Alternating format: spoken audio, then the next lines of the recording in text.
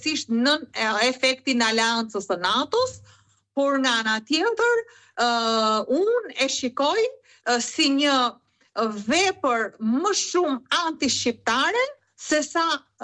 korruptive. I ka të gjithë elementët e korrupsionit brenda, ju më kot po të shikoni dhe kallëzimin penal që unë kam bërë, por ironi të fatit, dy nga subjektet e kallëzuar janë Belinda Balluku dhe Piro Vëngu, përveç të tjerëve, dhe në tetor të 2022-shit, unë kam evidentuar që dëmi efektiv deri në momentin nëse do arrihej ndërtimi i portit të ri,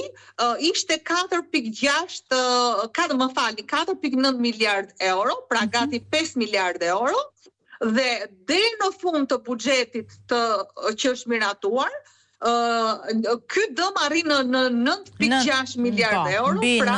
i bin 1.6 miliard euro mbi buxhetin e shtetit. Do me thënë, për një vend me probleme të rënda financiare dhe me një borxh të lartë financiar që ka Shqipëria, ne të shpenzojmë 9.6 miliard euro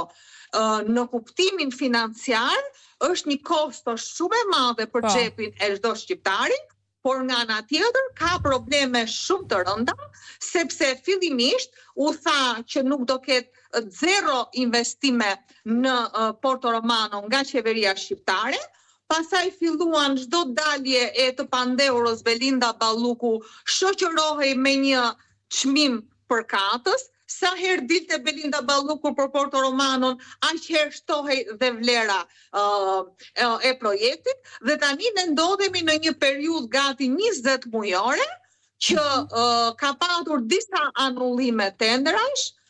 bëhet fjalë për një tender jo të pak, po për fillimin e punimeve në 400 milion euro, dhe nëse edhe sikur gjërat të shkojnë drejt e nderuar Armena, ne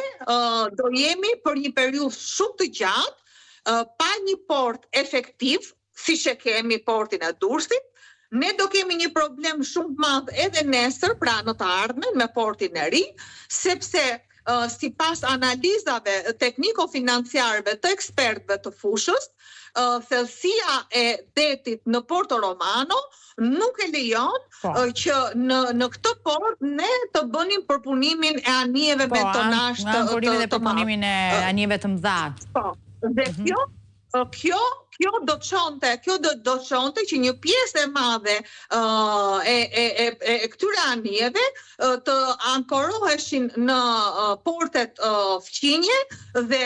në këtë rast, pra me një të rënd të lapsit,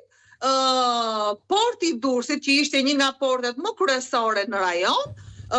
përveç se të zhbëhet fare, po edhe me portin e ri, ne të mos jemi një vend konkurrent. Pa përfshirë thash që dëmi efektiv deri në 2029 shkon në shifrat 9.6 miliard euro, dhe këtu nuk është futur as dobishmëria që ne do kishim në të ardhmen për portin e Durrësit. Le të themi që këto